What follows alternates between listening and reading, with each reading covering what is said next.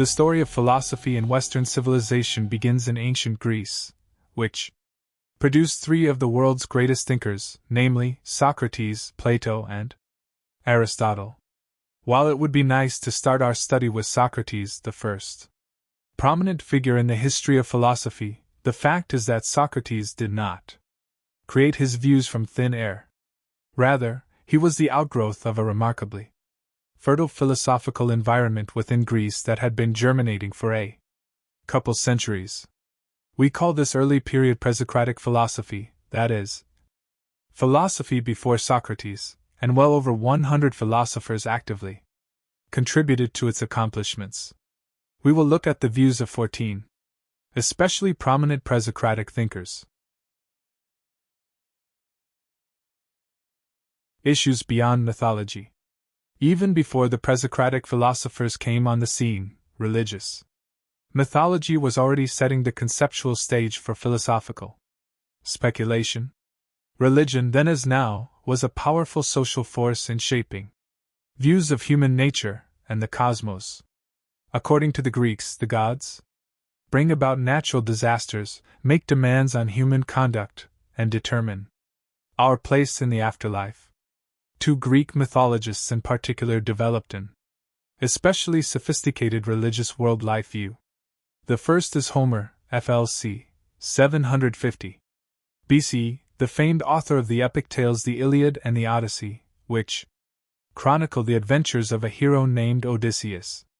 Throughout his journeys to the underworld and other parts of the mythological universe, Odysseus regularly encounters gods and strange creatures, sometimes appeasing them, other times battling them. Second is Hesiod, FLC, 700 BC, author of the Theogony, a work that describes the origins of hundreds of deities from a common pair of ancestors at the beginning of the world.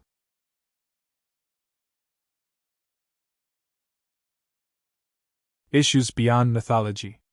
Even before the pre-Socratic philosophers came on the scene, religious mythology was already setting the conceptual stage for philosophical speculation. Religion, then as now, was a powerful social force in shaping views of human nature and the cosmos.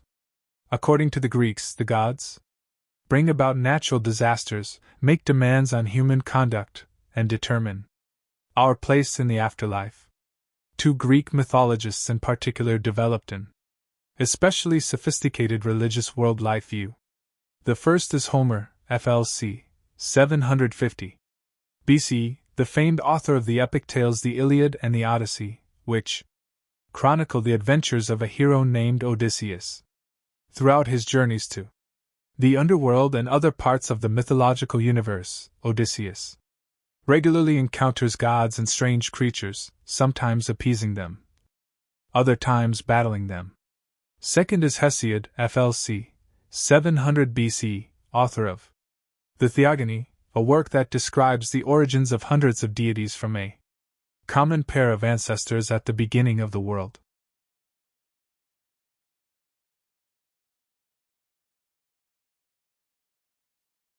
Issues of the pre-Socratics.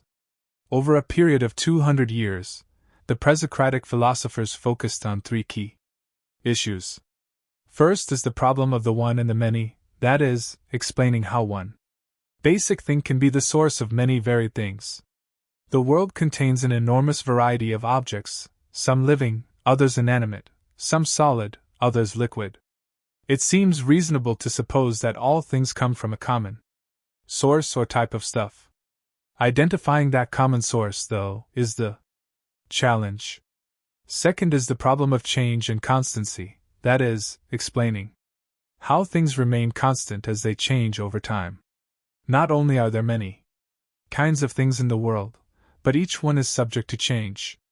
Living things like trees grow old and die, inanimate objects like rocks weather away and change their form. As things go through changes, there's still something about them that enables them to retain their identity. Third is the problem of relativism, namely, determining whether principles are absolute or created by people. Suppose that I arrive at some reasonable explanation of how the world operates. Is that explanation true just for me, or have I discovered something more universal that must be true for everyone? While some truths might appear to be independent of me, identifying those truths is a challenge. The theories of the pre-Socratic philosophers were daring, sometimes to the point of being bizarre.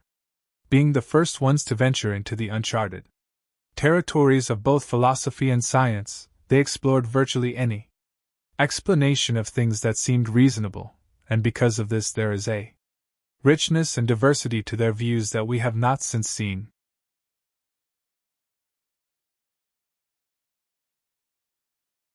This makes it all the more unfortunate that none of the books authored by the pre-Socratic philosophers have survived intact.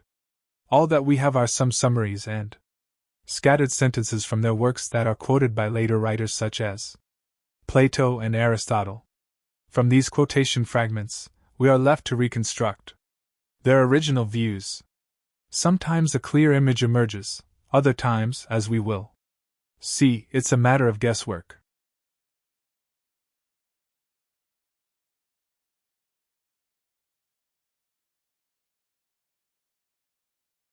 Milesians. The first known philosophers of ancient Greece were from a city-state called Miletus, located on the west coast of what is now the peninsula of Turkey. Then called Anatolia, Miletus was a thriving seaport, and part of a region of cities called Ionia. As a hub of sea trade, residents of Miletus were in contact with surrounding cultures and as such were influenced by many of their views, particularly theories of astronomy that came from civilizations to the east of Greece. The three first philosophers from Miletus were Thales, Anaximander, and Anaximenes, all of whom attempted to answer the question, what is the common stuff from which everything is composed?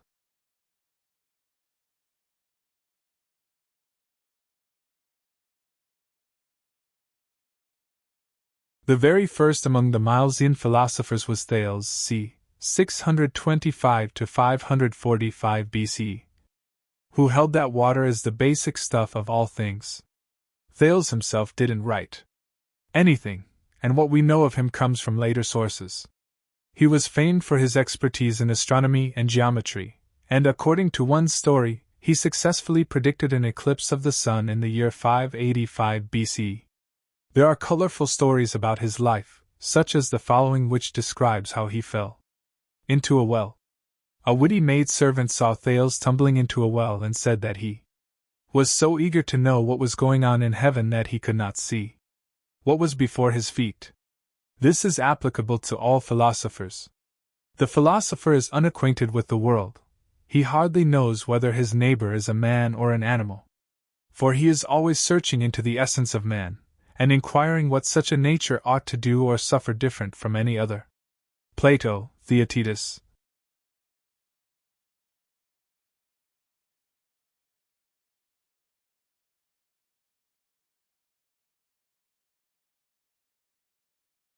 The event very likely never took place, and in fact, this story represents a common stereotype about philosophers both then and now. They are so absorbed in their speculations that they don't pay attention to where they're walking. Another common stereotype of philosophers is that their skills have very little real-world application, and such a criticism was allegedly raised against Thales as well. As the story goes, though, Thales proves them wrong by making a bundle of money investing in olive oil. People detested Thales for his poverty, as if the study of philosophy was useless. However, it is reported that, through his skill in astronomy, he perceived that there would be a large harvest of olives that year. Then, while it was still winter, and having obtained a little money, he put deposits on all the olive oil businesses that were in Miletus and Chios. He obtained them at a low price, since there was no one to bid against him. When the season came for making oil, many people wanted the rights, and he sold them all at once for whatever terms he pleased. Raising a large sum of money by that means, he convinced everyone that it was easy for philosophers to be rich if they chose it, but that was not what they aimed at. In this manner is Thales said to have shown his wisdom. Aristotle, Politics, 1.11.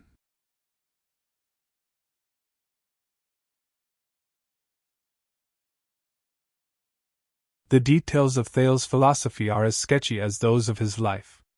The best account is from Aristotle, who notes that all of the first philosophers attempted to discover the underlying stuff of all things, but they disagreed about what that particular stuff was. The Greeks already held to the view that there were four basic elements, namely, earth, air, fire, and water.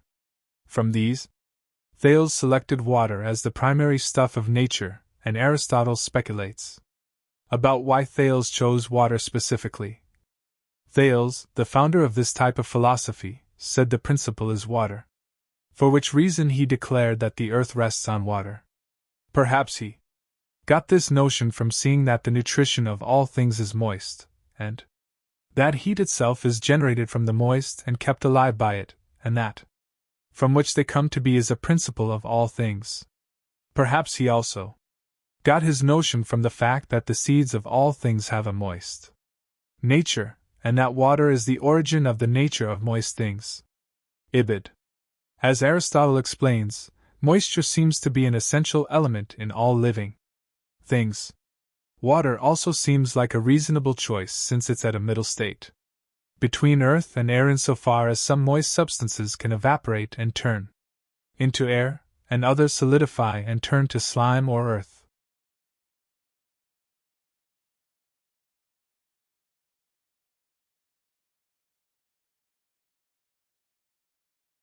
Even if we understand Thales' reasoning for why he selected water as the primary substance, there is still some haziness about what it means for water to be the source of all things. On the one hand, it could mean that the world originated from water, a view that had been around in mythology for a long time. On the other, it could mean that the world is still made of water, and things as they are now are composed of water as their primary stuff. This second interpretation of Thales is the more common one, and the one that constitutes Thales' legitimate claim to fame. It seems like an easy thing to identify a single element like water as the primary stuff of all things. But it is a very sophisticated move to abandon mythological foundations of the natural world in favor of physical explanations, and this is precisely what Thales did.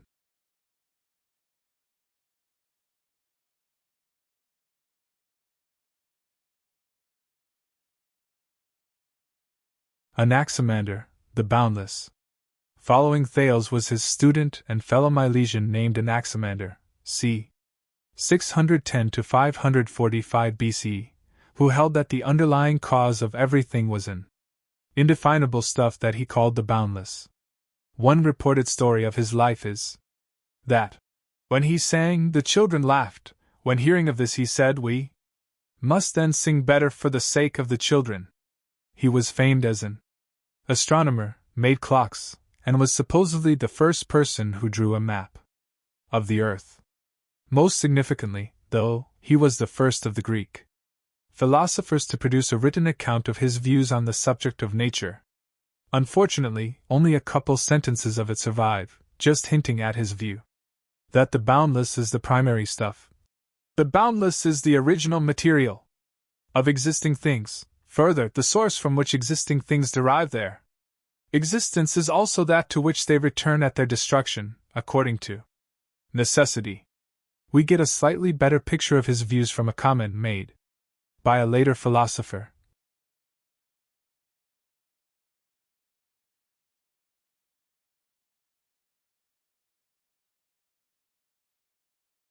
Anaximander of Miletus, son of Praxeades, a fellow citizen and associate of Thales, said that the material cause and first element of things was the boundless, he being the first to introduce this name of the material cause. He says it is neither water nor any other of the so-called elements, but a substance different from them which is infinite, from which arise all the heavens and the worlds within them. Decay. The picture that emerges from these discussions is that Anaximander agreed with Thales that there was a single source of all things, yet he criticized Thales for selecting water as the fundamental element. More precisely, he argued that none of the traditional four elements could be the primary stuff, as Aristotle explains. According to Anaximander, there is a body distinct from the elements, the boundless, which is not air or water, in order that the other things may not be destroyed by their infinity. The elements are in opposition to each other. Air is cold, water moist, and fire hot. Therefore, if any one of them were infinite, the rest would have ceased to be by this time. Thus, he said that what is infinite is something other than the elements, and from it the elements arise. Aristotle, Physics 3.3.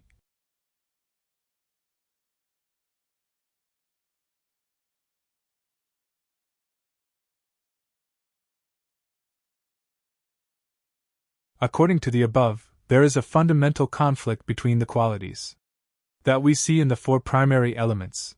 Something which is wet cannot cause something which is dry. If any one of the four elements was the primary substance, spread infinitely throughout the cosmos, then it would counteract the others and prevent them from existing. Thus, the ultimate cause of things must be some invisible and limitless physical substance, which is capable of morphing into all the physical things that we see. The importance of Anaximander's theory is that he was the first to ground ultimate reality in something which is non-perceptible. Unlike earth, air, fire, and water, which we know through the senses, the boundless is a substance that we cannot detect in that way. Many philosophers after Anaximander similarly proposed a non-sensory explanation of things.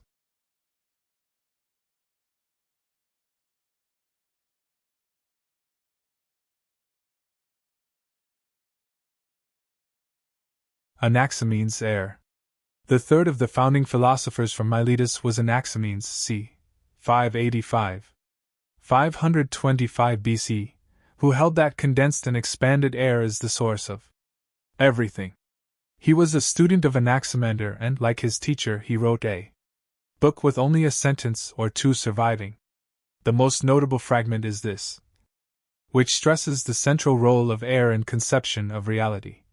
Just as our soul, being air, holds us together, so do breath and air surround the whole world. We find a more complete account of his view of air in the following summary. From an early philosopher, Anaximenes of Miletus, who had been an associate of Anaximander, said, like him, that the underlying substance was one and infinite. He did not, however, say it was indeterminate, like Anaximander, but determinate, for he said it was air. It differs in different substances in virtue of its rarefaction and condensation. In its thinnest state it comes to be. Being condensed it becomes wind, then cloud, and when still further condensed it becomes water, then earth, then stones, and the rest of things comes to be out of these. Decay. On Anaximenes' view, then, physical objects differ only in how condensed the air is in a given space. Stuff is airy when less compressed and solid when more compressed. When air begins to be compressed, it condenses into wind, then cloud, then water, then earth, then stones, and everything else that we see comes from these. The importance of this is that Anaximenes was the first to suggest that reality could be measured. We could at least in theory say that a certain amount of pressure exerted on an area of air will result in it attaining a specific level of solidity. This provides a more scientific account of reality, particularly in comparison to Anaximander's theory, which removed ultimate reality from the realm of what we can perceive.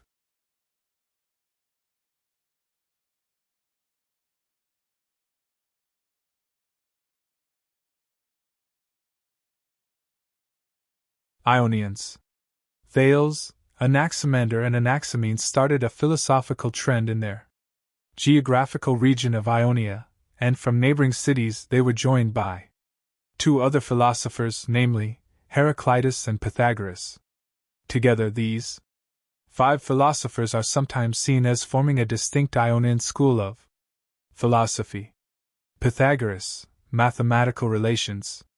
Famed mathematician and philosopher Pythagoras, c. 570, c. 497 BC, held that mathematical relations underlie reality.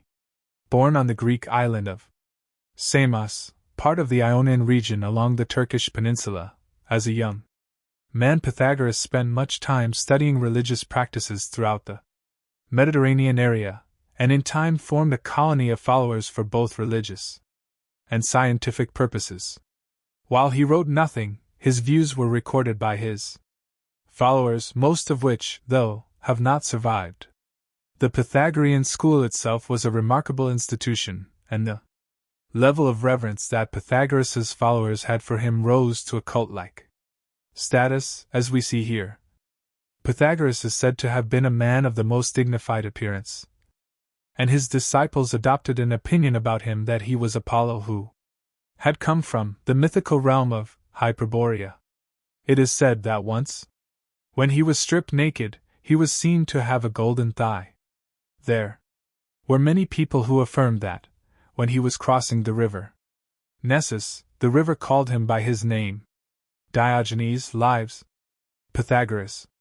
His students also believed that his teachings were prophecies of the gods. There were two groups of followers within the Pythagorean school.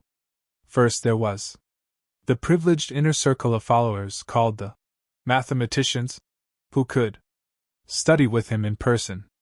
Second, there was an outer circle, called the listeners, who couldn't see Pythagoras directly but only received summaries of his views and listened to him from behind a curtain. The Pythagoreans also had a list of strange rules to follow, which included these.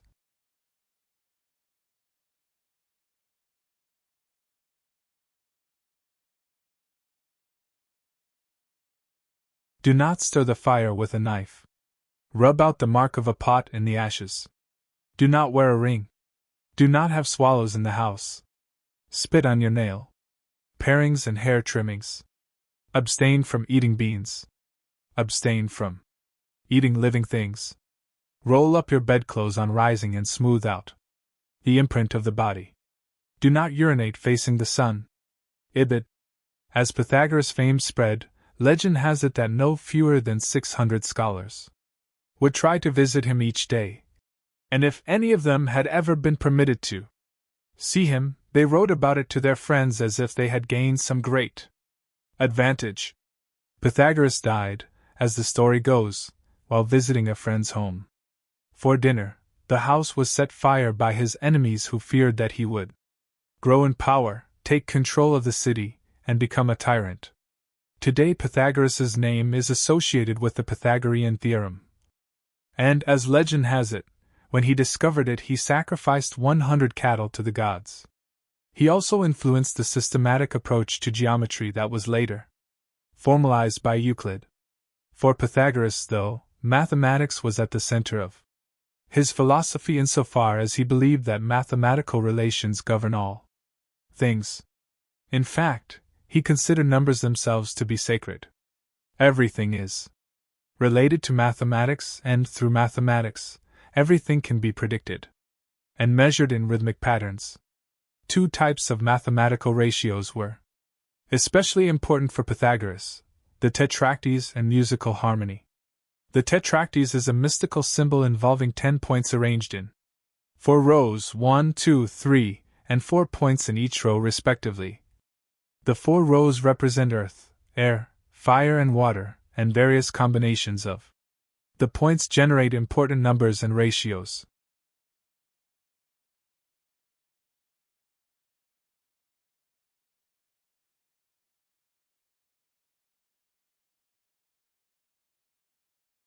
The tetractys is similar to the aesthetic principle of the more well-known golden ratio that was developed later by Euclid and Renaissance artists.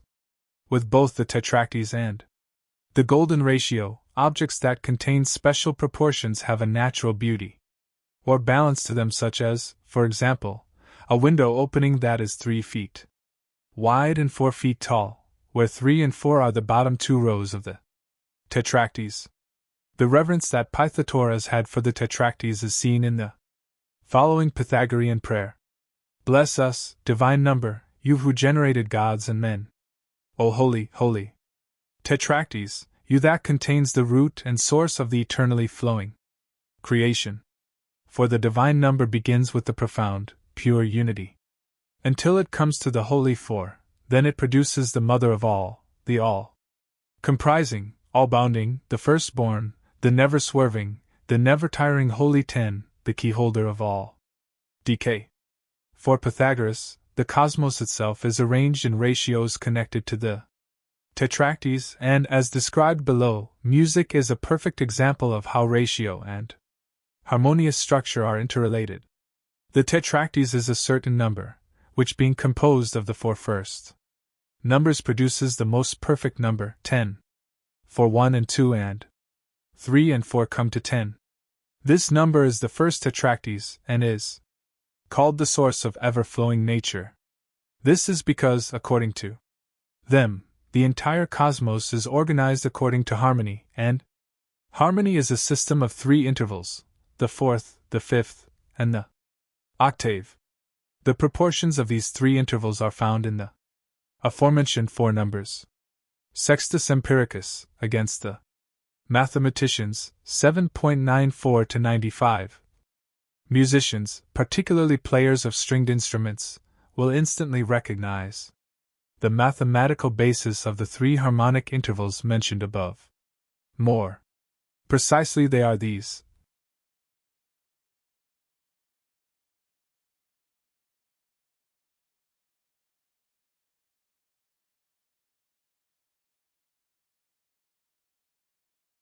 musical fourth, interval of 4:3 e.g., divide a string at the 1/4 mark. Musical fifth, interval of 3:2, e.g., divide a string at the 1/3 mark. Musical octave, interval of 2:1, e.g., divide a string at the 1/2 mark. Like other pre-Socratic philosophers, Pythagoras also had theories about most everything, including how the cosmos was originally formed and then developed. The following passage describes Pythagoras' view of the cyclical nature of the cosmos. Pythagoras declared that the soul is immortal, then that it changes into other kinds of animals. In addition, the things that happen recur at certain intervals, and nothing is absolutely new. Also, all things that come to be alive must be thought akin. Pythagoras seems to have been the first to introduce these opinions into Greece. Porphyry, Life of Pythagoras, 19. There are 2 cyclical aspects of the cosmos alluded to in the above. The first is what we now call reincarnation. Upon the death of my body, my soul lives on by migrating to the body of a newborn baby, and when that body dies, I move on to another. The second is that the events in the cosmos itself repeat after certain periods of time.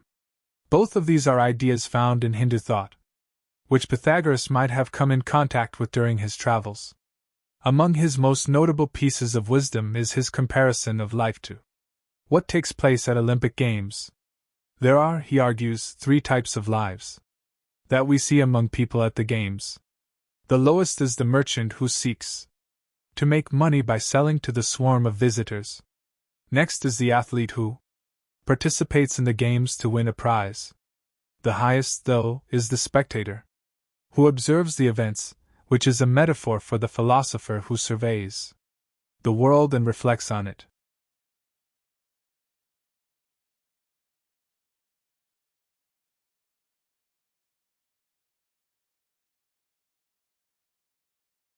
Heraclitus, Change and the Logos. Heraclitus, c. 540 c. 480 BC, argued that an ever-changing world around us is held together through a unifying principle that he called the Logos. Heraclitus was born into an aristocratic family from the Ionian city of Ephesus, not far from the city of Miletus where Greek philosophy first began. As he grew in fame, he also became disliked by his fellow citizens for his superior tone and gained the nickname, the Obscure, for his use of riddles. Self-taught, he claimed that he investigated everything there was to know and learned everything by himself.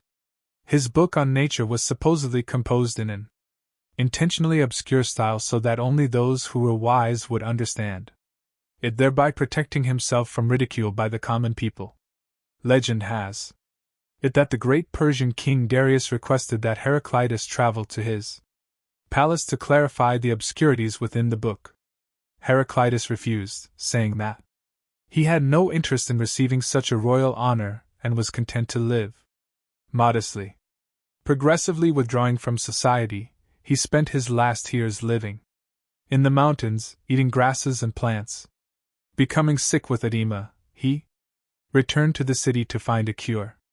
But when he approached physicians with his problem, he presented it in the form of a riddle, which they couldn't understand. Attempting to cure himself, he covered his body with cow dung, which brought on his death. The traditional understanding of Heraclitus's obscure philosophy is that it has two main themes, one of which is a problem that he poses, and the other is his solution to the problem. The problem is that everything in the world is continually changing. Things grow then decay, are created then disintegrate.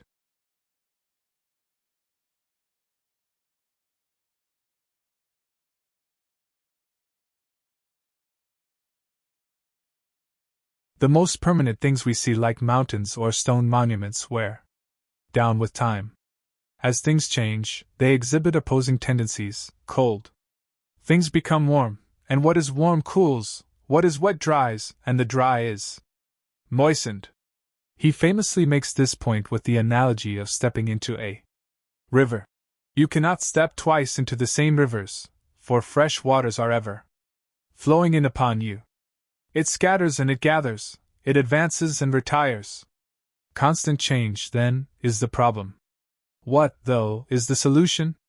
According to Heraclitus, there is a unifying plan that underlies the coherence of all natural changes and harmonizes their opposing tendencies. He dubbed this the logos, the Greek word meaning plan or formula. In this passage he describes the difficulty people have in recognizing and understanding the logos. It is wise to listen, not to me, but to the logos, and to agree that all things are one. Though this logos is true always, yet people are as unable to understand it both when they hear it for the first time and when they have heard it at all again. For though all things come into being in accordance with the logos, people seem as if they had no experience of it. Decay. For Heraclitus, then, as things in the world go through change, exhibiting their opposing characteristics, the logos gives them their unity. Even though the flowing river is constantly changing by scattering and gathering, the logos gives it structure so that we can recognize it as a river, rather than merely a series of haphazard and opposing events. Heraclitus identified the ordering structure of the logos with one of the four elements, namely fire. He describes the cosmic role of fire here. The ordered universe, which is the same for all, was not made by one of the gods or by humans. Rather, it always was, is now, and forever will be an ever-living fire, ignited in measure, and extinguished in measure. Decay.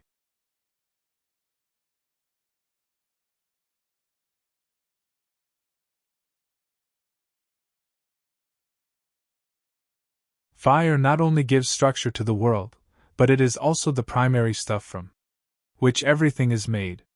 In this way he follows in the footsteps of Thales and his fellow philosophers from Ionia who grounded the unity of things in a specific element. Similar to Anaximander's theory, Heraclitus held that things take on a different form based on how expanded or compressed fire is. When more compressed, it becomes water, and, when even more compressed, earth.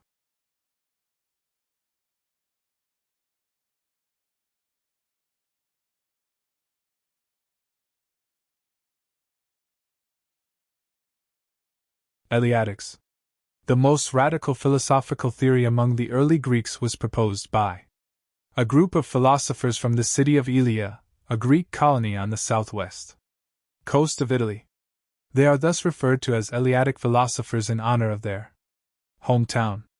The leader among the Eleatic philosophers was a man named Parmenides, who argued that our everyday perceptions of the world are completely wrong, and all reality is the one, that is, a single, undifferentiated, and unchanging thing. We will look at 3 Eleatic philosophers who are associated with this view: Xenophanes, who first suggested it, Parmenides, who developed it, and Zeno, who defended it.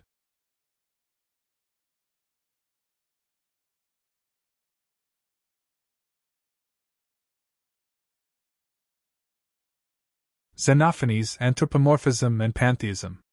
Xenophanes, c. 570, c. 478 BC, was a self-taught poet and philosopher who attacked traditional notions of the gods and offered a conception of God as identical to the cosmos as a whole.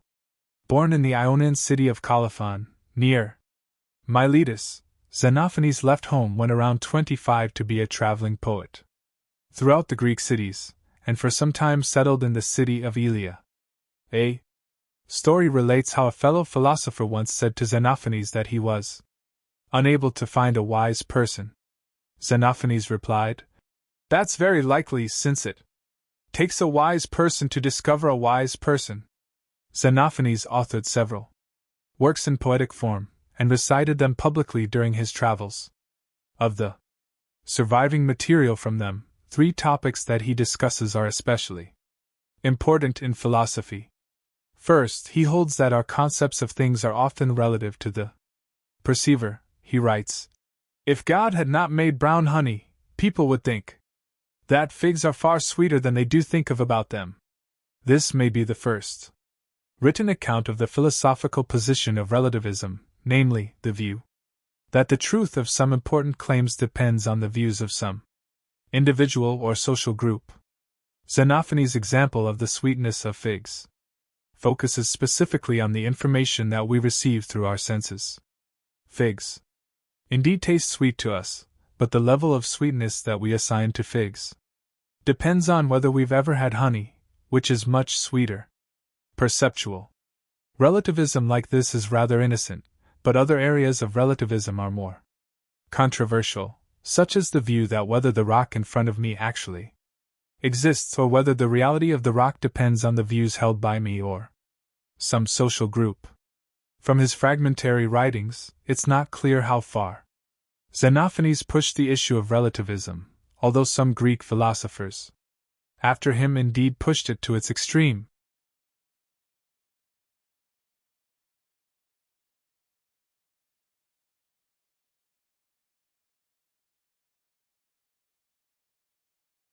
A second area of focus for Xenophanes is his satirical attack on anthropomorphic conceptions of the gods, particularly as held by Homer, Hesiod, and Pythagoras. Anthropomorphism is the tendency to ascribe human qualities to non-human things, and this occurs in religion when we describe divine beings as having human qualities. He writes, "Mortals suppose that the gods are born and have clothes and voices and shapes like their own. The Ethiopians make their gods black and snub-nosed. The Thracians say theirs have blue eyes and red hair. If oxen and horses or lions had hands, and could paint with their hands and produce works of art as people do, horses would paint the forms of the gods like horses, and oxen like oxen, and make their bodies in the image of their various kinds." DK.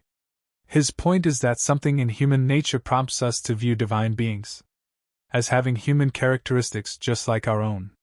Xenophanes notes extreme cases in which believers hold that God has a physical form similar to that of humans.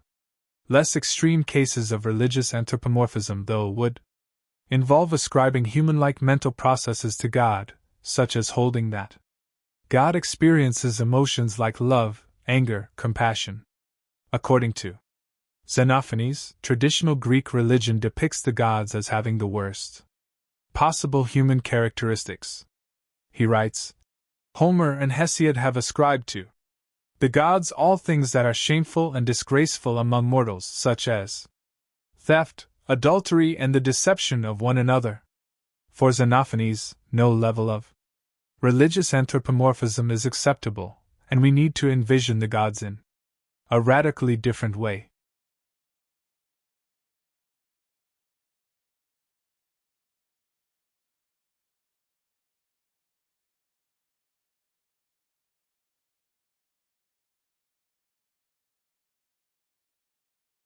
How, then, should we view the nature of divine beings? This leads us to Xenophon's third philosophical contribution, which is his view that God is identical with nature as a whole, a position that we now call pantheism, literally meaning all God. The standard view of God in Western civilization, in ancient times as well as now, is that God created the world, but exists independently of it. God has his own unique identity, and the created universe has its own. Pantheism, though, denies that God and the universe have their own independent identities. Rather, they are one and the same thing. The following is a summary of Xenophon's view of God, as related by an early philosopher. The essence of God is of a spherical form, in no respect resembling humans. The universe can see and hear, but cannot breathe. It is in all its parts intellect, and wisdom, and eternity. Diogenes, Lives. Xenophanes. The spherical form of God mentioned above is the form of the universe itself, which was a common conception of the cosmos in early Greek astronomy. Thus, for Xenophanes, God is the totality of the universe in its spherical form. Even though God and the universe are one and the same, God still has some type of mental qualities, as Xenophanes describes here.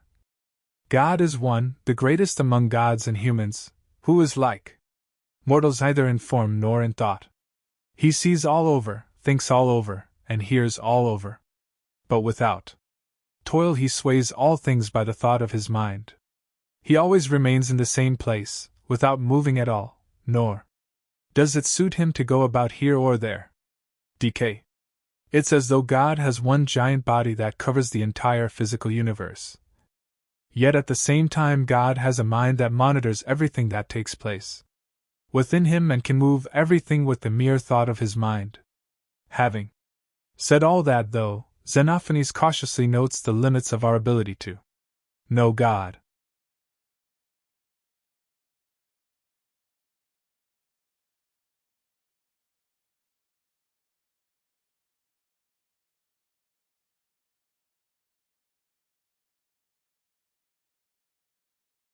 There never was nor will be a person who has certain knowledge about the gods and about all the things I speak of.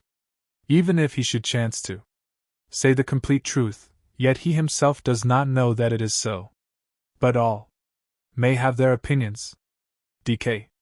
Ultimately, according to Xenophanes, we are left with our own opinions on the subject of God, which again raises the issue of relativism with respect to our religious knowledge. It is Xenophanes' pantheistic view of God and the cosmos that influenced the next two philosophers from Elea, namely Parmenides and Zeno, thus creating a localized pantheistic school of thought.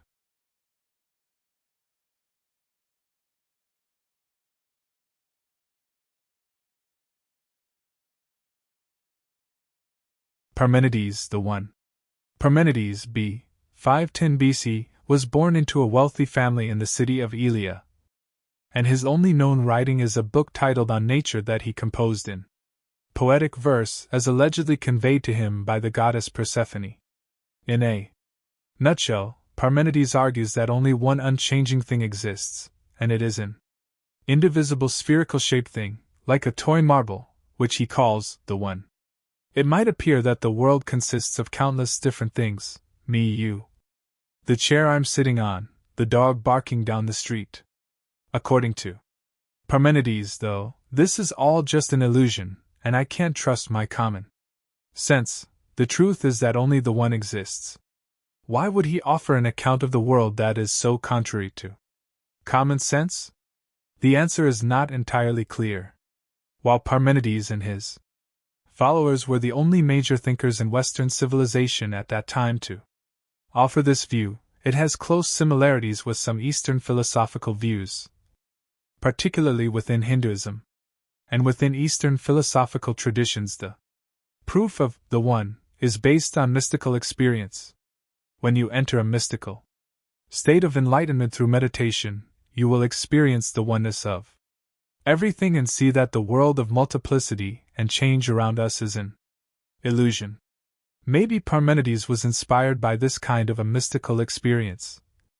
But we know so little about his life and background that there is no way of telling. Regardless of what inspired him, he offers a proof of his theory of the one, which requires serious attention. He begins arguing that there are just two paths of inquiry: the path of assertion, in which you maintain that something is, and the path of denial, in which you maintain that something is not.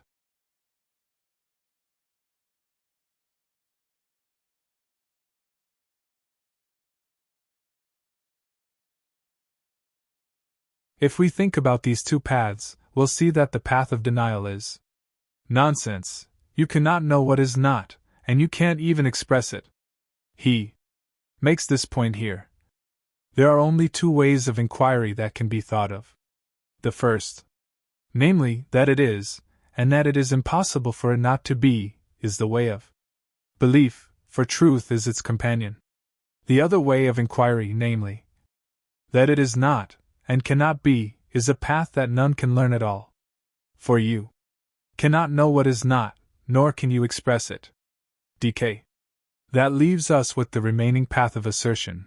The only meaningful way of inquiry is to assert that something is, as he maintains as follows. It is the same thing that can be thought, and that can be. What can be spoken and thought must be, for it is possible for it to be, but impossible for nothing to be. One path only is left for us to speak of, namely, that it is. In this path are very many signs that what is uncreated and indestructible. It is complete, immovable, and without end. DK. His point is that we can say anything that we want about reality, so long as we don't use the word not, since that would involve the path of denial. Establishing the path of assertion is only preliminary. The next step is to draw out the implications of asserting only that something is. The result is that we arrive at the qualities of the one, namely, that it is eternal, indivisible, unmoving, and round. The first implication of the path of assertion, then, is that whatever exists must be eternal, that is, uncreated and indestructible. If we say that a thing came into existence, or will go out of existence, then this would require saying, it is not, before it existed, and it is not, after it existed. But that would take us down the path of denial, since we'd be using the terms not, and thus uttering nonsense.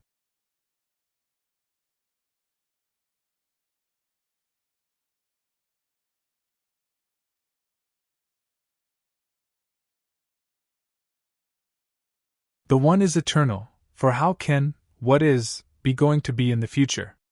Or how could it come into being? If it came into being, then it is not. Nor is it, if it is going to be in the future. Thus is becoming extinguished and passing away not to be heard of. DK. The second implication of the path of assertion is that whatever exists is indivisible. If we say that it has parts, then we maintain some of it is here, but not there. This, again, takes us down the impossible path of denial. Parmenides writes, the one is not divisible, since it is all alike, and there is no more of it in one place than in another, to hinder it from holding together, nor less of it, but everything is full of what is. For this reason it is wholly continuous, for what is in contact with what is. DK. Third, the one is unmoving, since movement requires us to say that it is now in this position, but not in that position, yet again taking us down the path of denial. He writes, it is immovable in the bonds of mighty chains, without beginning and without end, since coming into being and passing away have been driven afar, and true belief has cast them away. It is the same, and it rests in the self-same place, abiding in itself, and thus it remains constant in its place, for hard necessity keeps it in the bonds of the limit that holds it fast on every side. For this reason it is not permitted to be infinite, for it is in need of nothing, while, if it were infinite, it would stand in need of everything. Decay. Finally, the one is round. If it was irregularly shaped, one part would be greater, and another part smaller. This would require us to say that this part is not like that part, yet again taking us down the path of denial. He writes, since it has a furthest limit, it is complete on every side, like the mass of a rounded sphere, equally poised from the center in every direction, for it cannot be greater or smaller in one place than in another.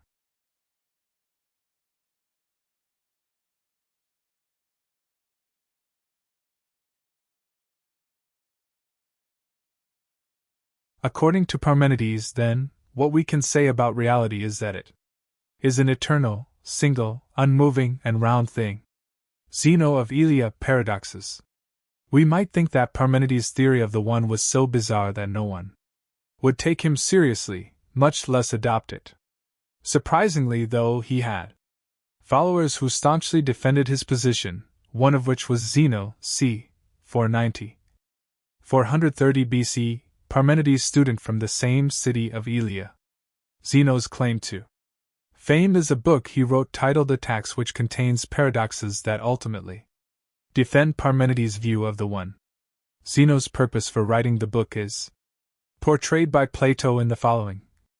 The motive of my book was to protect Parmenides against ridicule by showing that the hypothesis of the existence of the many involved greater absurdities than the hypothesis of the one. The book was a youthful composition of mine, which was stolen from me, and therefore I had no choice about the publication. Plato, Parmenides.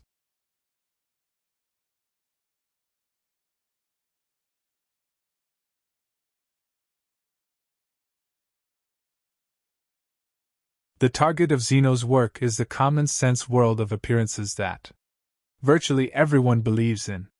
We all ordinarily believe that the world contains a multiplicity of things, you, me, the chair that I'm sitting on.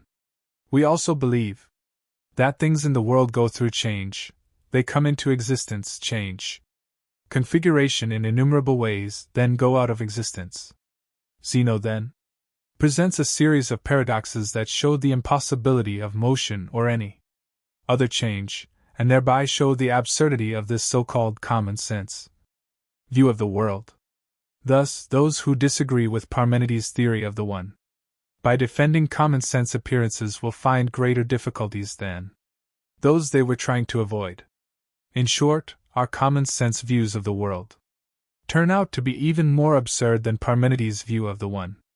While Zeno is reported to have produced more than 40 paradoxes in defense of Parmenides, little of his actual wording survives, and we are able to reconstruct only a handful of them. One group of paradoxes targets the common sense conception of motion, that is, the basic view that things in the world around us move, such as leaves blowing around in the yard, a dog running down the street, a ball rolling across the floor. In the following, Aristotle summarizes 3 of Zeno's paradoxes of motion.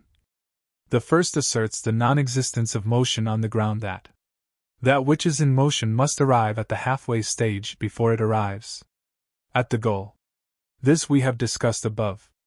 I.e., it is always necessary to traverse half the distance, but these are infinite, and it is impossible to get through things that are infinite. The second is the so-called Achilles, and it amounts to this, that in a race the quickest runner can never overtake the slowest, since the pursuer must first reach the point whence the pursuit started, so that the slower must always hold the lead.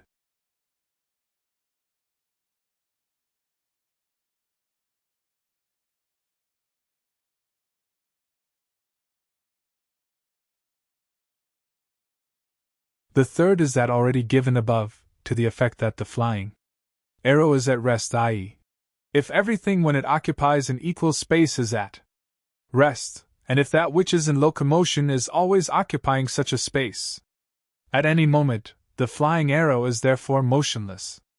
Aristotle, Physics 6. Let's look at these in more detail.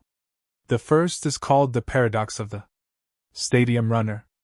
Imagine that a runner sets off on a race track. Before he can reach the finish line, he must pass the halfway point. Before he can do that, though, he must pass the 1/4 way point, and before that the 1/8 way point, and so on to infinity. The runner would have to cross an infinite number of way points in a finite time, and thus can never reach his goal. The second argument is called the paradox of Achilles and the tortoise, and is similar in structure to the first. Achilles is the Greek mythological hero who could run like the wind. Suppose that Achilles was in a race with a much slower tortoise, and gave the tortoise a few second head start. Could Achilles overtake the tortoise? No, says Zeno. Suppose that the tortoise gets to point A on the road, Achilles will need to reach point A before overtaking the tortoise. But once Achilles reaches point A, the tortoise will have moved on to point B, and Achilles will need to reach point B before overtaking it. Again, though, once Achilles reaches point B, the tortoise will have moved on to point C, and so on.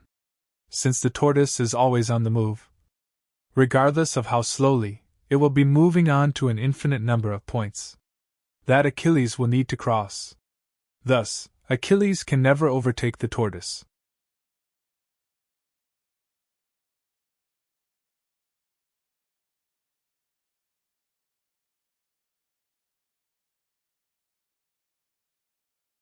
The third paradox, regarding the motion of the arrow, takes a slightly different strategy than the above two and can be formulated as follows. 1. Anything occupying a place just its own size is at rest. 2. In the present, a moving arrow occupies a place just its own size. 3. Hence, in the present, a moving arrow is at rest. 4. However, in the present a moving arrow always moves. 5. Hence, a moving arrow is always at rest throughout its movement. The paradox here is that there's good reason to say both that, first, the moving arrow is always at rest, and b, the moving arrow is always in motion. We might have some quick negative reactions to Zeno's three paradoxes.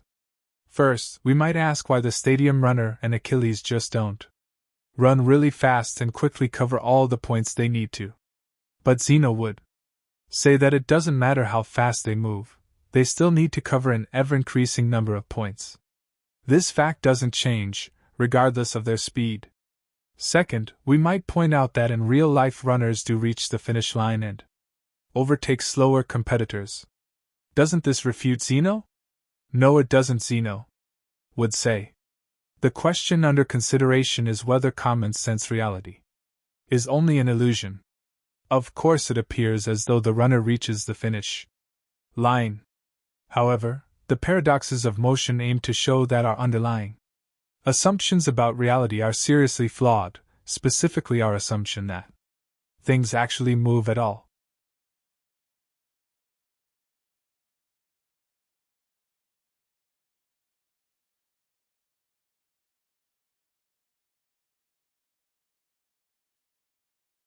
While something indeed seems odd about Zeno's paradoxes, there is no obvious or easy way out of them.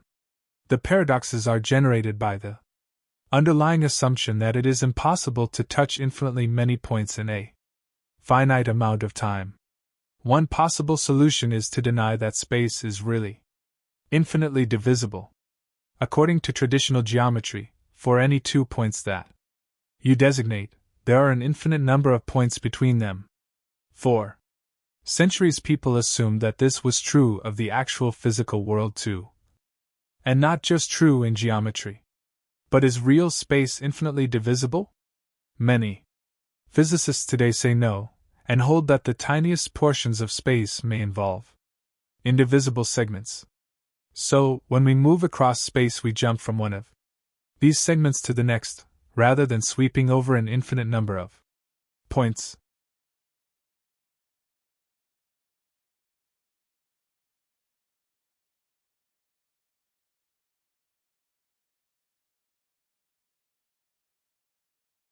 Pluralists. All of the pre-Socratic philosophers we've looked at so far struggled with the problem of the one and the many. On the one hand, our ordinary view of the world is that it is composed of many things. Yet, on the other hand, there seems to be a unifying force behind all of this diversity.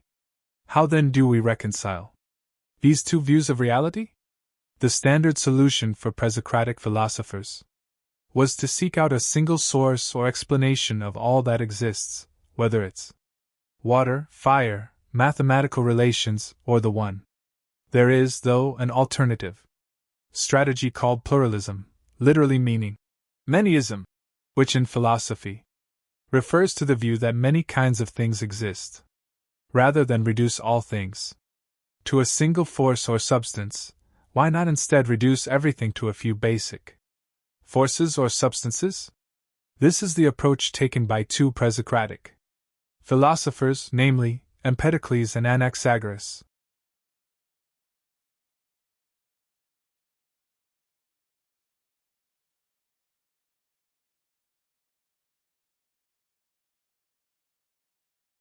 Empedocles, 4 elements and 2 forces.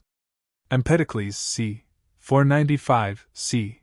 435 BC, held that there are 4 basic elements, namely earth, air, fire, and water, which are organized by the 2 forces of love and strife.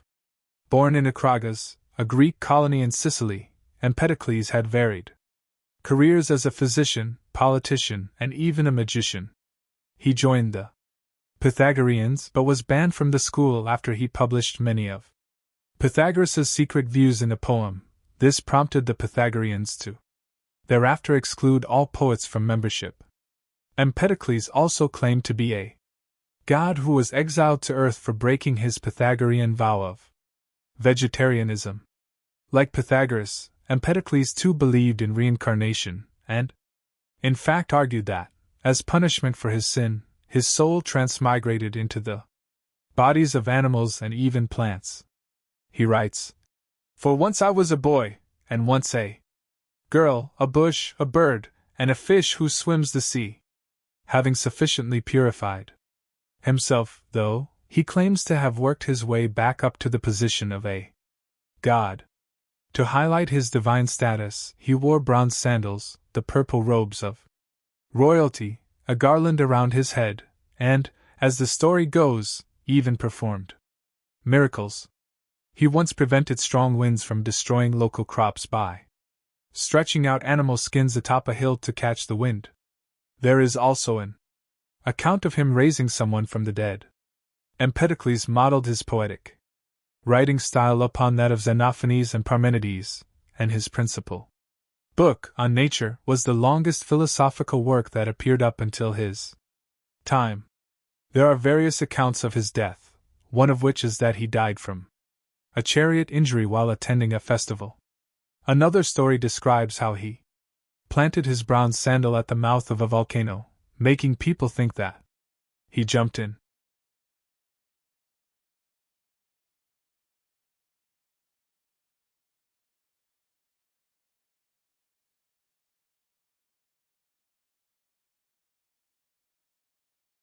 There are 2 central themes to Empedocles' philosophy. First is his view that all things come from the 4 elements, or roots as he calls them, of earth, air, fire, and water. While the 4 elements had been part of Greek thinking for some time, Empedocles expanded their role to be the 4 fundamental substances from which all things emerge, and this became the foundation of physics within Europe for the next 2,000 years. Second is his view that 2 forces are responsible for the mixing and unmixing of the 4 elements, namely love and strife, which function as physical forces of attraction and repulsion. He describes how the 4 elements and 2 forces first emerged from the cosmos. I will tell you of a twofold process. At one time i.e. the cosmos grew together to be one only out of many, at another it parted to pieces so as to be many instead of one. Fire and water and earth and the mighty height of air. And also, apart from these, dreaded strife of equal weight to each, and love in their midst, equal in length and breadth. All these elements are equal and of the same age in their creation. But each presides over its own area, and each has its own character, and they dominate in turn in the course of time. Decay. All change that occurs in the cosmos results from the combination, separation, and regrouping of these indestructible elements, depending on the amount of love and strife that is present. Empedocles continues explaining how the universe as we know it evolved from the original appearance of the four elements and two forces. Imagine that the cosmos is like a large kitchen blender that contains equal portions of earth, air, fire, and water, all swirling around. Suppose, then, that the two forces of love and strife are thrown into the blender, where love has the power to draw the elements together, and strife has the power to have the elements separate from each other.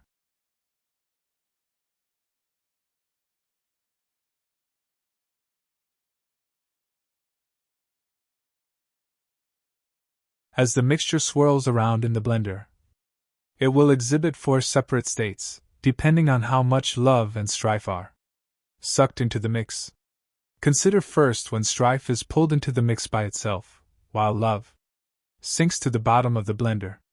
As strife circulates through the four elements, it makes the four elements repel each other, sort of like mixing water and oil.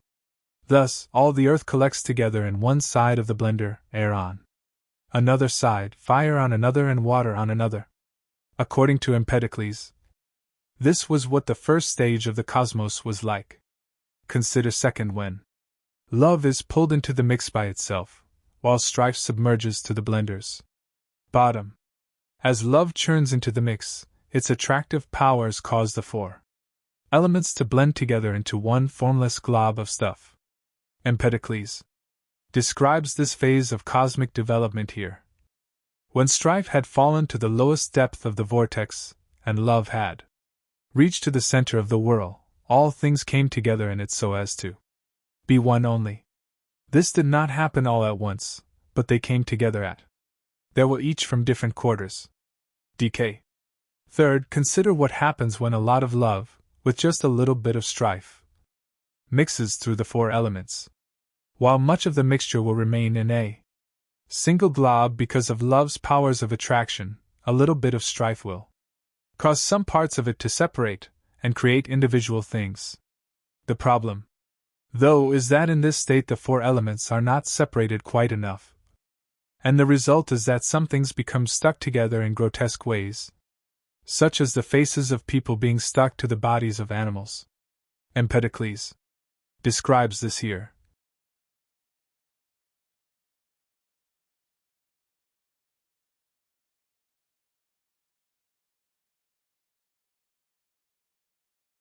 Many creatures with faces and breasts looking in different directions were born. Some offspring of oxen had faces of people, while others, again, arose as offspring of people with the heads of oxen. There were creatures in whom the nature of women and men was mingled, furnished with sterile parts.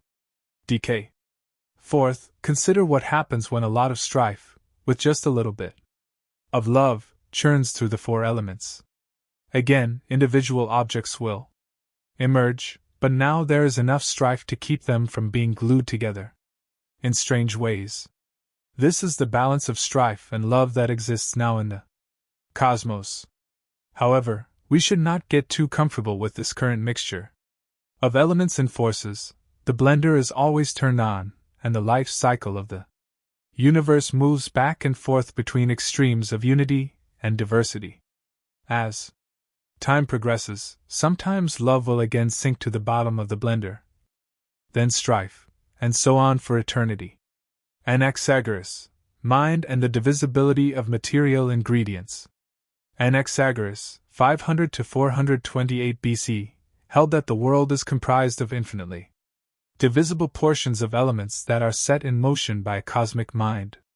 Anaxagoras was born into a wealthy family from the Ionian city Clazomene, near Miletus, and eventually abandoned his inheritance to devote himself to philosophy.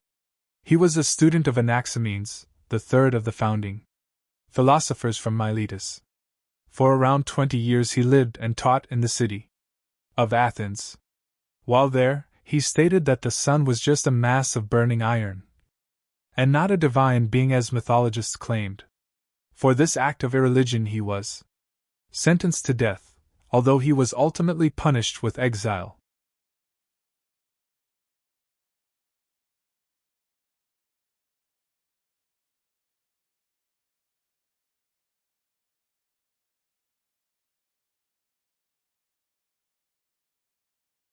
When he first heard of his sentence by the Athenian court, he said, "Nature has long since condemned both them and me."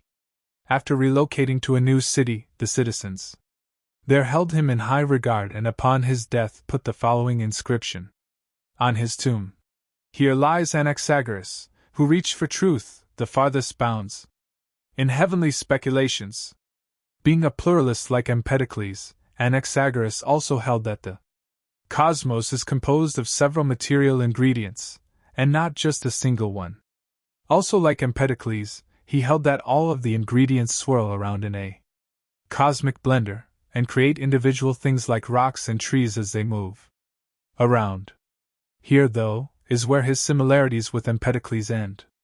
There are 4 major themes to Anaxagoras's philosophy, the first of which is that the material ingredients of the cosmos exist in a completely vacuumless environment, that is, a plenum, a term that means the opposite of vacuum. While today we assume that material things float in empty space, Anaxagoras denied this, maintaining that all the material stuff swirling around in the cosmic blender is packed solid, with no empty areas. The second feature of his theory is that things are infinitely divisible.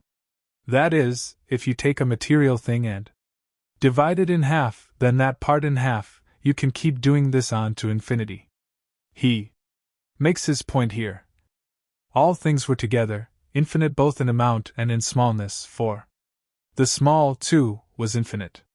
And because all things were together, nothing was distinguishable on account of its smallness, for air and ether covered all things, both being infinite, for these are the most important ingredients in the total mixture, both in number and in size. Decay.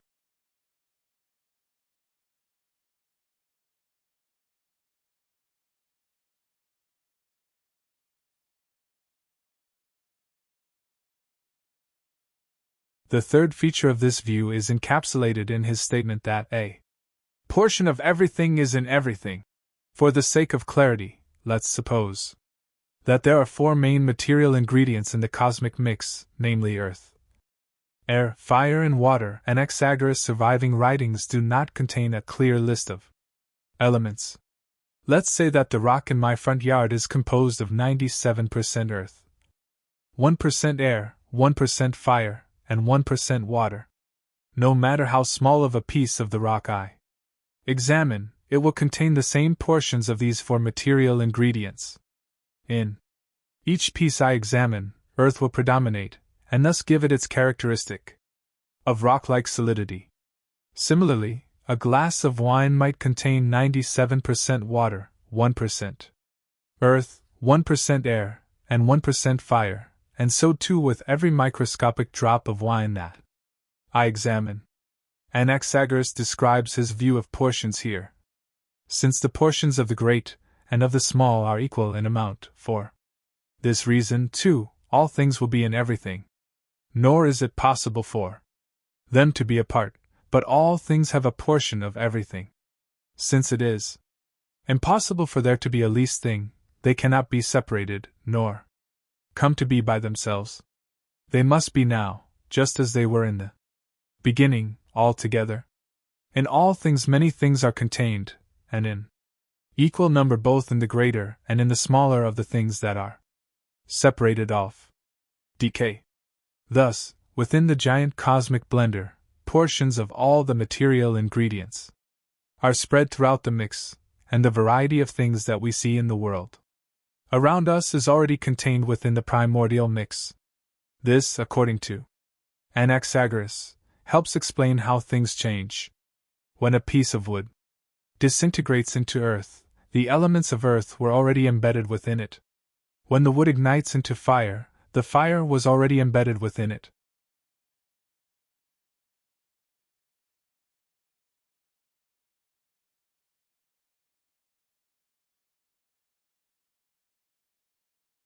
The fourth main feature of his theory is that mind is the external force that accounts for all the motion, growth, and change that occurs within the material ingredients. Mind is the motor that causes the giant blender to churn the mixture of stuff. He writes, "All things were mixed up together, then mind came and arranged them all in distinct order." Mind for Anaxagoras performs much the same function that love and strife perform for Empedocles. He describes its function in the following: mind has power over all things, both greater and smaller, that have life. Mind had power over the whole revolution, so that it began to revolve in the beginning. It began to revolve first from a small beginning, but the revolution now extends over a larger space, and will extend over a larger still. All the things that are mingled together and separated off and distinguished are all known by mind. Decay. In the above, Anaxagoras maintains that mind begins by making swirls within small areas of the mix, and this slowly passes to larger areas. In short, the primary function of mind is to initiate motion within the cosmic mix of material ingredients. To that extent, it functions as a force of physics. But is it anything more than this? Anaxagoras also seems to suggest that mind has a partly divine function, but to the extent that it is divine, it is not an anthropomorphized god like Zeus or some other divine being of religious devotion. While we may like to know more about the kind of thing this mind is, Anaxagoras does not provide the details. In fact, Aristotle criticizes Anaxagoras for inventing the notion of mind as an artificial crutch to prop up his theory. Aristotle writes, "When Anaxagoras cannot explain why something is necessarily as it is, he drags in mind, but otherwise he will use anything rather than mind to explain a particular phenomenon." Aristotle, Metaphysics, 985-18.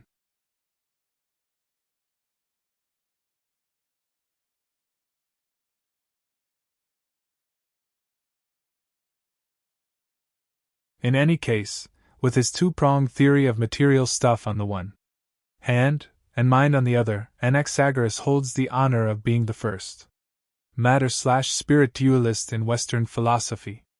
That is, according to Anaxagoras' dualism, there are two radically distinct types of things in the cosmos, matter and mind, each of which performs its unique role in creating the universe and all that it contains. Atomists. The next important advance in pre-Socratic philosophy was a theory called atomism. While most of the previous theories about the universe that we've examined so far have been rather strange, atomism is different in that its essential features are the ones that we hold today. Its central thesis is that the world is composed of indivisible particles called atoms that exist within empty space. Everything contained in the universe, then, results from the clumping together of these atomic particles. It is tempting to think that the originators of this theory had a special insight into the nature of the physical world, but the reality is that it was just a lucky guess. There was no scientific equipment at the time that could prove or disprove any proposed theory of the cosmos.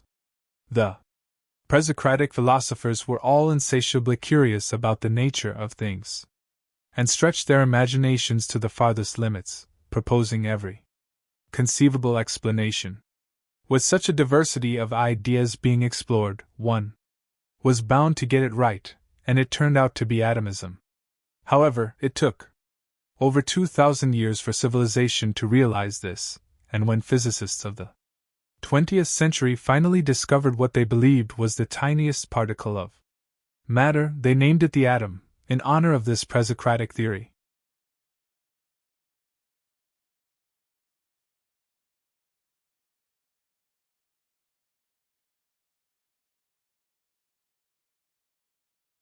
Two pre-Socratic philosophers are associated with the theory of atomism: Leucippus, who proposed the theory, and his student Democritus, who systematized it. Very little is known about Leucippus' life, but he is reported to have been a student of Zeno, and may have come from the city of Elia, home of both Parmenides and Zeno. He wrote a work called The Great World System, none of which survives in itself, although its contents may have been incorporated into the writings of Democritus, who we do know much more about. Democritus, 460 to 350 BC, was from the Greek coastal city of Abdera, now in modern-day Greece. Born into a wealthy family, he was tutored by Persian astronomers, and after his father's death, traveled extensively learning what he could.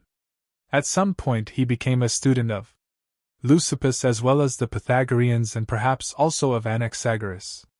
He secluded himself from the public, but nonetheless became famous for his knowledge of natural phenomena and the ability to predict the weather.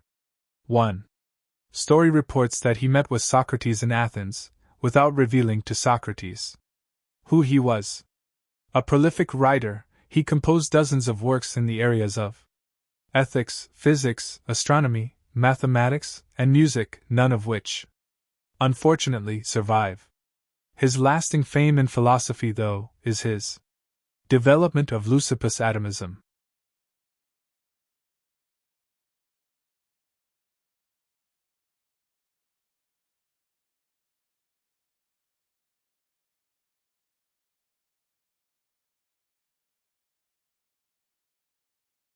Atoms in the void.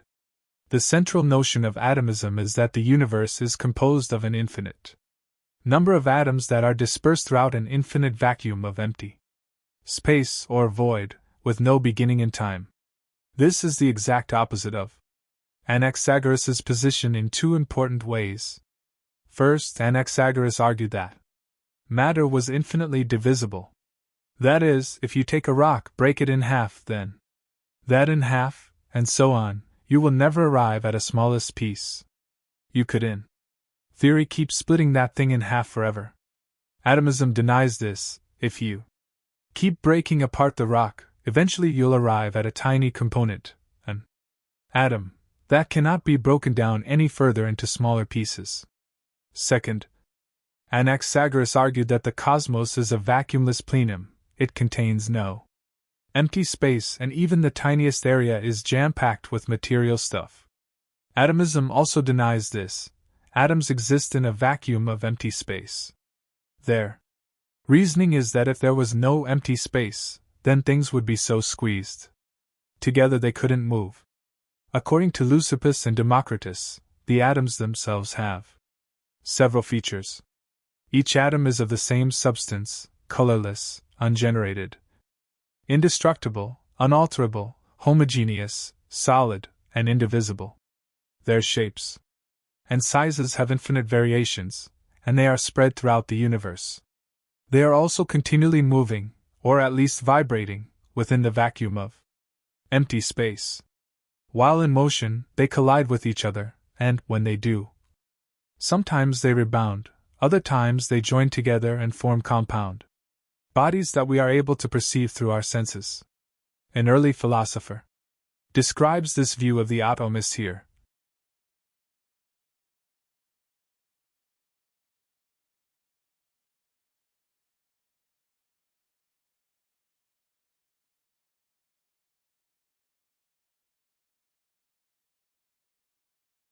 Substances are unlimited in multitude and atomic, and scattered in the void. When they approach one another or collide or become entangled, the compounds appear as water or fire or as a plant or a human. But all things are atoms, which he calls forms. There is nothing else. Plutarch against Calotes. Differences in objects result from changes in the shape, arrangement, density, and position of the atoms. The mind as material. It's one thing to account for the composition of rocks and other inanimate objects in terms of material atoms clumped together. However, Leucippus and Democritus argue that everything in the universe is composed of the material stuff of atoms, including conscious human beings. There are no non-physical spirits or souls or gods. In philosophy, this is a position called materialism. Only material things exist, and the challenge of materialism is to explain how conscious thought in humans can be a purely material thing.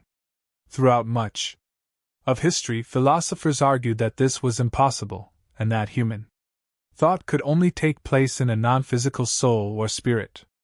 After all, conscious thoughts do not seem to be the kinds of things that take up physical space. They are not like three-dimensional rocks and trees. But the atomists argued that conscious thoughts are indeed material, very much like rocks and trees.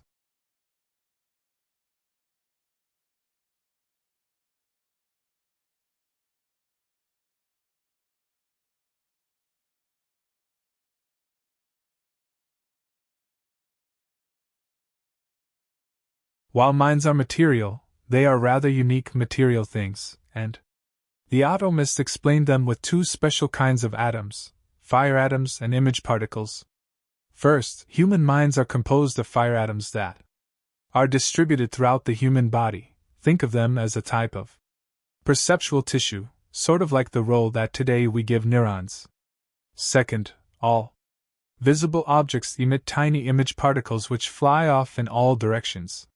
The concept of the image particle is often translated idols, from the Greek word idola, which Democritus used. With the thickness of only one atom, the image flakes preserve the shape of the original object. A rock, for example, continually sheds image flakes, which have the shape of the rock itself. I mentally perceive the rock then, when the image flakes strike my eye and excite my fire atoms.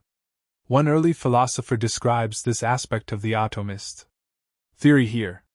Leucippus and Democritus attributed sight to certain image flakes of the same shape as the object, which were continually streaming off from the objects of sight and impacting the eye. Decay. The mental act of thinking is a more focused form of perception.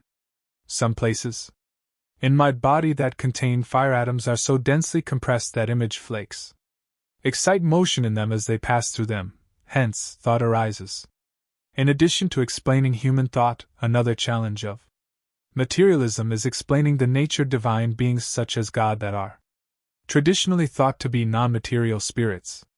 The atomists had a physical explanation of these too.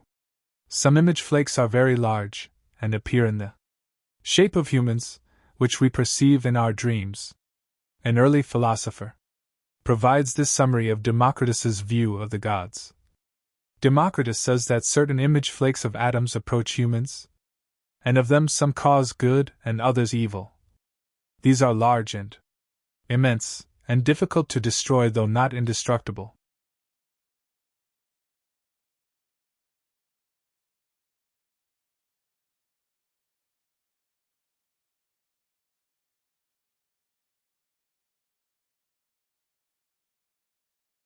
They indicate the future in advance to people when they are seen to emit voices. As a result, people of ancient times, upon perceiving the appearances of these things, suppose that they are a god, though there is no other god aside from these having an indestructible nature. Sextus Empiricus, Mathematicians, 9:19. The gods, then, are not spiritual beings that reside on Mount Olympus, they are only strange image flakes that excite our imaginations. This essentially amounts to a denial of the existence of God, which is a rather controversial side effect of atomism's materialism. Another controversial side effect of materialism is a view called determinism. All events are determined according to the strict laws that govern the operations of material things. Since, according to materialism, human beings are composed only of material stuff, then all human actions are also determined, hence there is no free will. We see this in the following statements about Democritus by two early philosophers. Democritus held that everything that happens, happens of necessity. Motion is the cause of the production of everything, and he calls this necessity.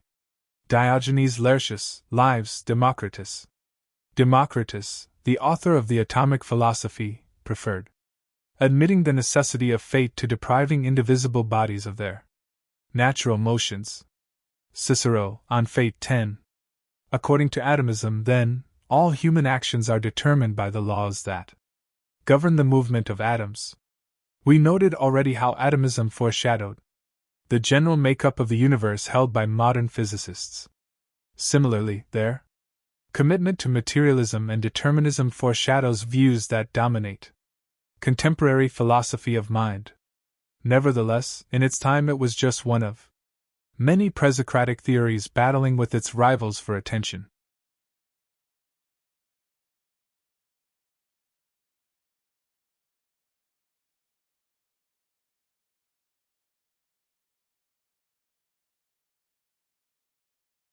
Sophists.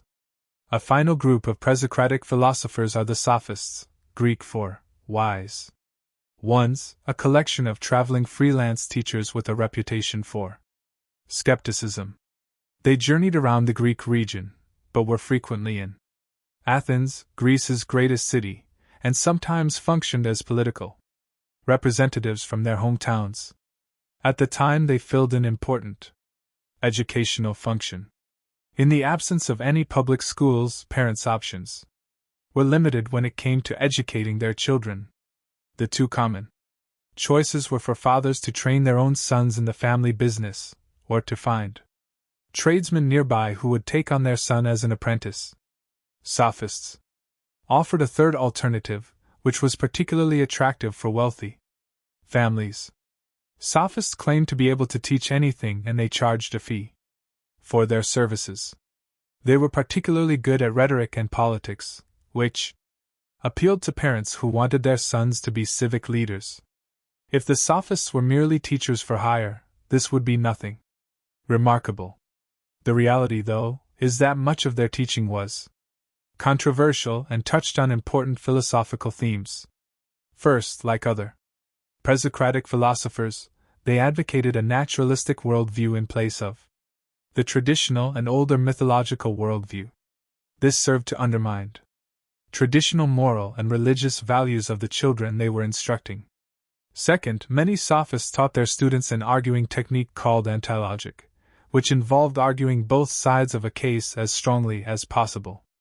For example, a book titled Twofold Arguments, written by an anonymous sophist, compiles arguments pro and contra on ethical issues, such as moral goodness, honor, justice, and whether virtue can be taught.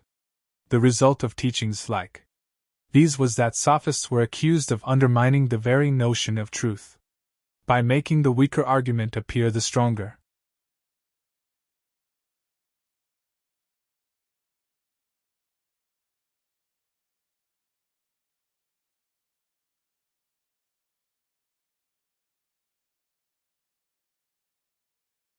Third, there was an ongoing debate among the pre-Socratic philosophers whether so-called facts about the world are simply matters of human convention or matters of nature. Custom versus nature. The Sophists often defended the custom position, especially in matters of ethics and political systems. Because of these controversial components of their teaching, eventually, the word sophist became a term of contempt for someone who reasons subtly but deceitfully. Among the many sophists teaching throughout the Greek world at the time, the most renowned were Protagoras and Gorgias. Protagoras, relativism. Protagoras, c. 490 c. 420 BC, the most famous of the sophists, is remembered for his relativist statement that man is the measure of all things. Like Democritus, Protagoras was from the coastal city of Abdera, now in modern-day Greece, and may have even studied with the former. In Protagoras' travels as a teacher, he spent several years in Athens, and legend has it that because of his religious teachings he was exiled from that city and his books were burned. An early philosopher describes Protagoras' accomplishments, which succinctly embodies the questionable reputation of all the sophists. He was the first person who demanded payment of his pupils, and who instituted contests of argument, and who armed the disputants with the weapon of sophism. It was also he who first left facts out of consideration and fixed his arguments on words, and who was the originator of the present superficial and futile kinds of discussion. On this matter, Timon says of him, Protagoras, that slippery arguer, in disputatious contests fully skilled. Diogenes, Lives, Protagoras.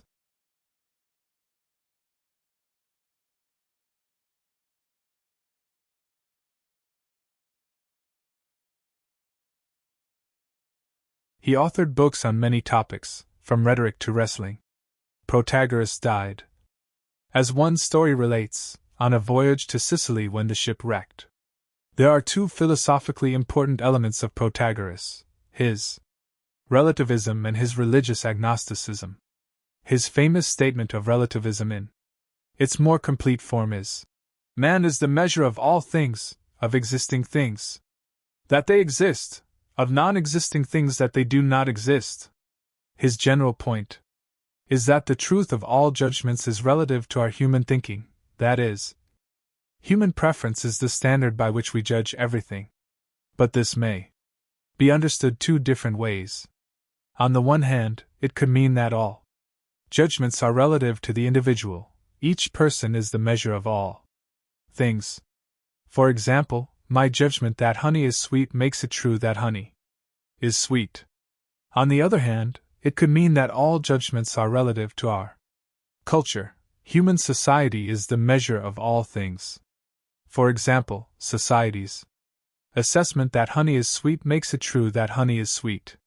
While it's not clear whether Protagoras had in mind individual or cultural relativism, he is nevertheless at the forefront of a long tradition of relativism that champions both of these types. But perhaps the most significant part of his famous statement involves the second half, which maintains that humans are the ultimate standards of existing things, that they exist, of non-existing things, that they do not exist.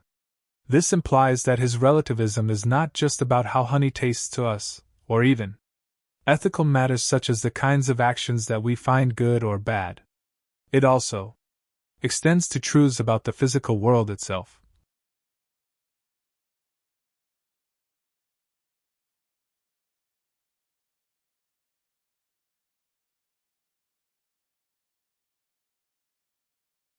Whether or not the rock in front of me actually exists is also dependent upon human beings, either an individual perceiver or a social convention. We've already noted Xenophanes' commitment to some form of relativism, but Protagoras' position is more sweeping because it extends to the most fundamental judgments about what does or does not exist. Concerning Protagoras' religious agnosticism, this is expressed in a lone quotation that reportedly appeared as the opening statement in one of his books. Concerning the gods, I am unable to know either that they exist or that they do not exist or what form they have. For there are many obstacles to knowledge, the obscurity of the matter, and the brevity of human life. Decay. Technically, he is not denying the existence of the gods, the position of atheism. Rather, he is denying the capacity to know anything about the gods whatsoever, as expressed in the very term, agnosticism, which literally means no knowledge. Gorgias, Skepticism. Gorgias, c. 483 to 375 BC, the second most famous sophist, is remembered in philosophy for his skeptical positions on ethics and knowledge. Born in the city of Leontini on the island of Sicily, Gorgias was a student of Empedocles and attracted attention when at around age 60 he went to Athens as a political ambassador where he delivered public lectures to much acclaim. He was the first to give unrehearsed lectures on any subject that someone in the crowd might suggest, in which he demonstrated his encyclopedic range of knowledge. With his reputation on the rise, he remained in Athens and accumulated students among the rich and powerful. In time he himself became quite wealthy, and prior to his death at over 100 years of age, he had a gold statue of his image placed in a temple.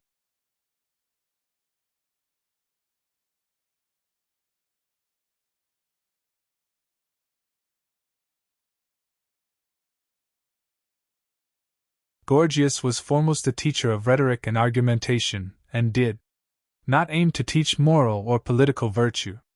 However, some of his writings that were largely exercises in argumentation flirted with skepticism by taking a seemingly absurd position and defending it with persuasive force. For example, one book, titled In Praise of Helen of Troy, defends Helen's acts of adultery, thereby conveying a kind of ethical skepticism. Today this might not strike us as being particularly controversial, but it might be like arguing for the view that Hitler was a really nice guy. Even if it was just a rhetorical exercise in argumentation, it crosses an important line of ethical protocol. Even more dramatically, a book of his titled On Not Being argues for three absurd positions: that 1. Nothing exists, 2. If anything exists, it cannot be known, and 3. If anything can be known, it cannot be communicated. While his book no longer survives, summaries of his main line of argumentation do survive, and they exhibit a similar kind of philosophical reasoning that we've seen in Parmenides. Regarding his first claim, that nothing exists, Gorgias argues as follows: if what is eternal, it is unlimited, but if it is unlimited, it is nowhere. And if it is nowhere, it is not. So if what is eternal, it is not at all. Further, what is cannot be generated either. For if it has come to be, it did so either from a thing that is or from a thing that is not. But it has come to be either from what is, for if it is a thing that is, it has not come to be but already is, nor from what is not, for what is not cannot generate anything, since what generates anything must of necessity share in existence. It follows that nothing is. For if neither what is nor what is not nor both, and nothing aside from these is conceived of, nothing is. Sextus Empiricus, Against the Mathematicians, 7.65 ff.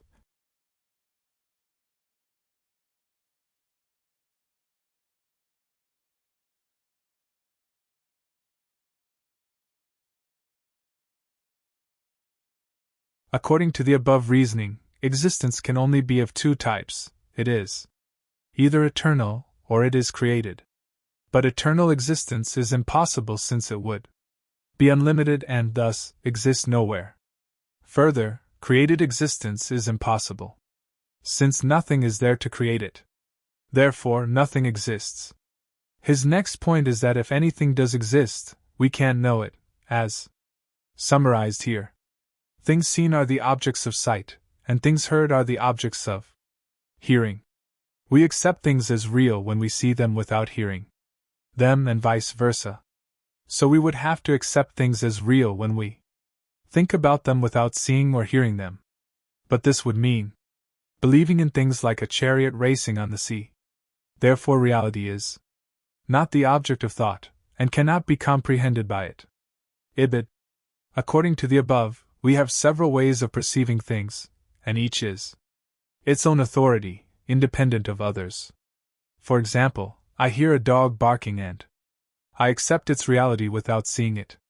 However, with my mental faculty of conception, I can perceive something impossible, like a chariot racing on the sea. Since this faculty of perception is its own authority, it undermines the reliability of all types of perception which conflict with it. It thus makes our knowledge of existence impossible.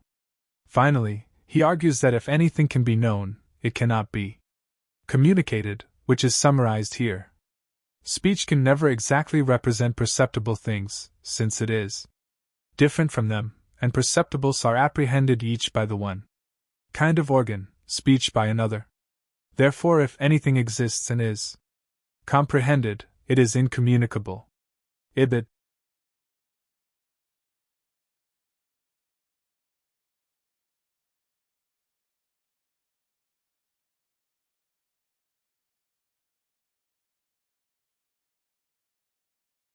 Gorgias' point in the above is that there is a big gap between the sensory mechanisms by which we perceive external things, and the mental mechanisms by which we communicate through speech. They are each in their own realms, and because of this our speech has no real connection with the things that we perceive. Thus, if anything can be known, it cannot be communicated.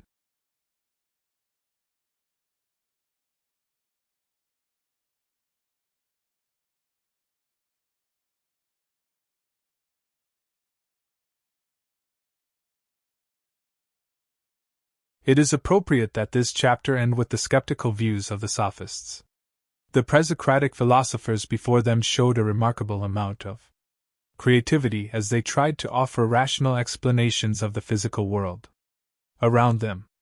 Thales and his countrymen attempted to arrive at the fundamental stuff from which all physical things are made, suggesting that it might be water, the unbounded, or air.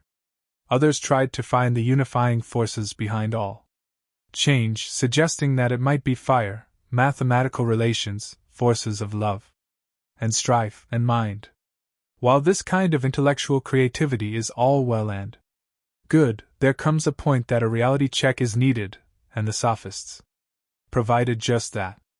Just because a theory is interesting, that by itself doesn't mean it's correct. Just because an argument is well structured and looks compelling, that doesn't mean that its conclusion is correct.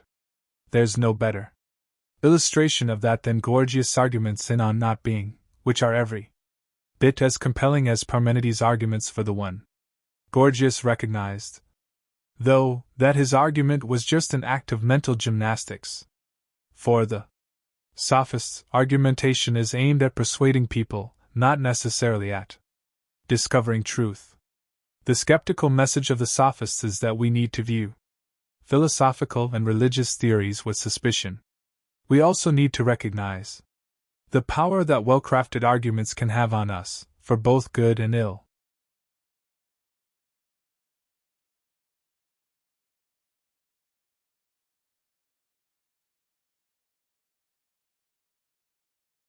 But the skepticism of the sophists is not an end in itself. People have a built-in need to ask big questions like, where did everything come from? And then offer far-reaching answers to those questions. The next round of great philosophers, Socrates, Plato, and Aristotle, offered some of the boldest and most influential views imaginable. All the while, though, the skepticism of the sophists lurked in the shadows as a force that they had to reckon with.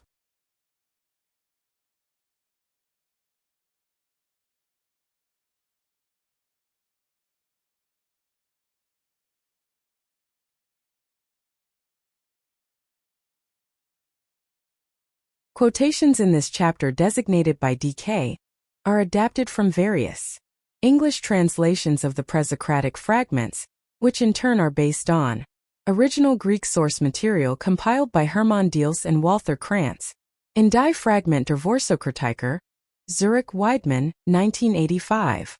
In some cases, I have included the citations of the original Greek sources, particularly when they are from Plato, Aristotle, or some other prominent classical philosopher.